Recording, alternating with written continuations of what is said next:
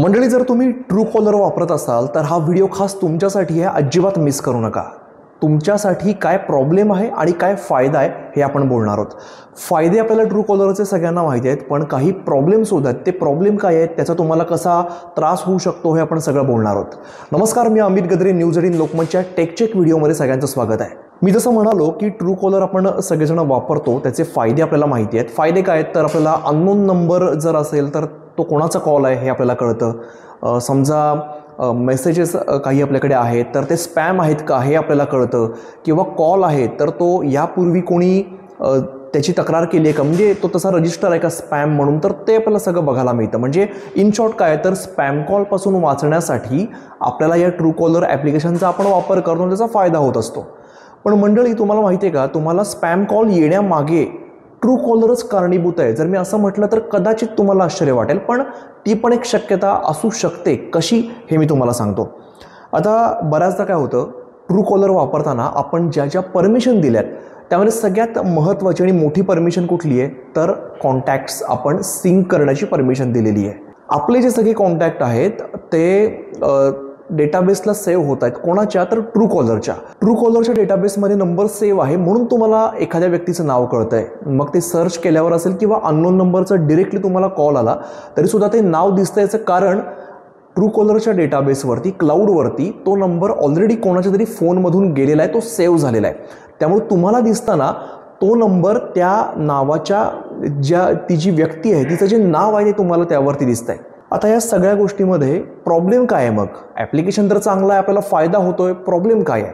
Problem यातला असा आहे की आपला डेटाबेस जो जातोय तर तो बऱ्याचदा थर्ड पार्टी ॲप्लिकेशन असतील किंवा इतर कुठल्याही कंपन्यांना तो विकला जाण्याची शक्यता असते, किंवा डेटा लीक होण्याची शक्यता असते। त्यामुळे आपले नंबर्स हे क्लाउडला जाणं धोकादायक आहे। सगळ्यात महत्त्वाची यातली गोष्ट अशी की आपण यामध्ये जे जे परमिशन दिलेले आहेत, कॉन्टॅक्ट्स आहे, यानंतर आपण कॉल लॉगची परमिशन दिलेली आहे, ऑडिओची म्हणजे माईकची परमिशन दिलेली आहे। त्यामुळे सगळ्या परमिशन त्याचा कशा पद्धतीने वापर केला जातो, काय काय गोष्टी ट्रॅक केल्या जातात हे आपल्याला माहिती नसतं। त्यामुळे या परमिशन देणंसुद्धा धोकादायक आहे। आता यामध्ये काही जे फ्री व्हर्जन असतात तर त्यामध्ये तुम्हाला बऱ्याचदा जाहिराती बघायला लागतात। या सगळ्या गोष्टी आहेतच, जाहिराती बघणं काही लोक प्रेफर करतील कारण आपल्याला फ्री व्हर्जन वापरायचं आहे। पण सगळ्यात मोठा लॉस असा आहे की कोणती गोष्ट जगामध्ये फ्री नाही आहे। आपल्याला त्या बदल्यात आपण काय मोजतोय तर आपण आपले कॉन्टॅक्ट्स देतोय, आपले सगळे डिटेल्स देतोय, आपले मेसेजेस रीड करण्याची सुद्धा त्यामध्ये एक परमिशन आहे। त्यामुळे या गोष्टी आपल्यासाठी घातक असू शकतात। थोडक्यात काय तर आपली जी प्रायव्हसी आहे ती यामध्ये धोक्यात आहे।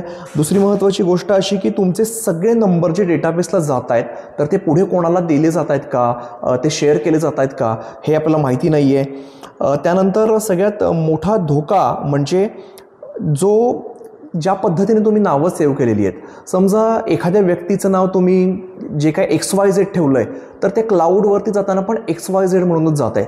तुम्ही जर बऱ्याचदा बघितलं असेल, तुम्हाला ट्रू कॉलरला जेव्हा नंबर जर सेव्ह नाही आणि जर तुमच्याकडे येतो तर दादा, मामा असे तुम्हाला जर नंबर शो करत असतील तर तो कोणीतरी तशा पद्धतीने नंबर सेव्ह केला आहे आणि त्या कॉन्टॅक्टमधनं जाऊन तो तुम्हाला तशा पद्धतीने ट्रू कॉलरच्या क्लाउडवरून तो रिफ्लेक्ट होतो। त्यामुळे अशा पद्धतीची आपली पर्सनल माहिती आहे ती सुद्धा ट्रू कॉलरकडे जाते।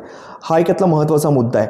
आता मग ट्रू कॉलर वापरावा की नाही, सगळ्यात महत्त्वाचा मुद्दा असा आहे। आता ट्रू कॉलर जर वापरायचा आहे तर अर्थात तुम्हाला सगळ्या परमिशन द्याव्या लागतील। तुम्हाला तुमचा डेटा जो आहे, तुमचा जे काही नंबर्स आहेत त्या बाबतीत तुम्हाला कॉम्प्रोमाइज करावं लागेल। जर तुम्हाला सतत कॉल येत असतील आणि तुम्हाला जर नंबर कोणाचा आहे हे कळवून घ्यायची तुम्हाला जर गरज असेल, अशा पद्धतीचं तुमचं काम असेल तर तुम्हाला ट्रू कॉलर वापरलं पाहिजे। पण समजा अशी काही गरज नाही आहे, ट्रू कॉलर जरी नाही वापरलं, अननोन कॉल आला तरीसुद्धा तो रिसीव्ह केल्यानंतर तुम्हाला त्याच्याशी काही प्रॉब्लेम नाही आहे तर तुम्ही ट्रू कॉलर अनइन्स्टॉल करावं। सगळ्यात महत्त्वाची गोष्ट काय माहिती आहे का, ट्रू कॉलर जर तुम्ही अनइन्स्टॉल केलं तर मग माझा डेटा जो क्लाउडवरती गेला आहे तो रिमूव्ह होईल का, असा जर तुमचा प्रश्न असेल तर त्याचं उत्तर आहे नाही। ट्रू कॉलरच्या डेटाबेसवरती जो तुमचा डेटा गेला आहे, त्या क्लाउडवरती जो डेटा गेला तो त्यांच्याकडे तसाच सेव्ह राहतो। मग तो रिमूव्ह कसा करायचा ही सुद्धा प्रोसेस मी तुम्हाला सांगणार आहे। सगळ्यात आधी काय करायचं आहे, जर तुम्हाला ट्रू कॉलर वापरायचं नाही आहे तर तुम्हाला ट्रू कॉलरचं जे अकाउंट आहे ते डिॲक्टिवेट करायचं आहे, डिलीट करायचं आहे। यानंतर सुद्धा तुमचा डेटा त्या क्लाउडवरती राहणार आहे. आता तो क्लाउडवरचा डेटा कसा काढायचा हे मी तुम्हाला सांगतो. आता ट्रूकॉलरचा डेटा आपण डिलीट कसा करायचा हे समजून घेऊया. सगळ्यात आधी तुम्हाला काय करायचं आहे, त्या ॲपमधल्या सेटिंगमध्ये जायचं आहे. सेटिंगमध्ये गेल्यानंतर प्रायव्हसी सेंटरला जायचं आहे आणि तिकडे डिॲक्टिवेट हा पर्याय सिलेक्ट करायचा आहे. तुम्ही अकाउंट डिॲक्टिवेट केल्यानंतर तुमचा डेटा जाणार नाही आहे. त्या डेटा घालवण्यासाठी ट्रूकॉलरच्या क्लाउडवरचा डेटा घालवण्यासाठी एक वेगळी प्रोसेस आहे, ती तुम्हाला करावी लागेल. ही जी लिंक दिसते truecaller.com/unlisting या वेबसाईटला तुम्हाला जायचं आहे. म्हणजे तो जो तुमचा नंबर आहे तो तुम्हाला अनलिस्ट करायचा आहे. या पेजला गेल्यानंतर तुम्हाला डेटा तुमचा अनलिस्टसाठी तुम्हाला ते रिक्वेस्ट करावी लागेल. त्यानंतर काही काळामध्ये तुमचा सगळा डेटा आहे तो तुमचा डेटा निघून जातो, त्या क्लाउडवरून रिमूव्ह होऊन जाईल. ही प्रोसेस करणं तुम्हाला गरजेचं आहे.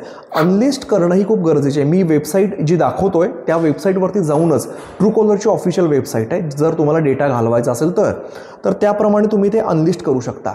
मग प्रॉब्लेम असा येतो की मग जर आम्हाला अननोन लोकांचा नंबर हा कोणाचा आहे हे जर शोधायचं तर काय करायचं. खूप सोपी ट्रिक मी तुम्हाला सांगतो. अशी एखादी वेळ येते ज्यावेळेला तुम्हाला हा नंबर कोणाचा आहे हे जाणून घ्यायचंच आहे. सगळ्यात सोपा मार्ग, कुठल्याही तुमचं UPIच्या ॲप्लिकेशनला जावा.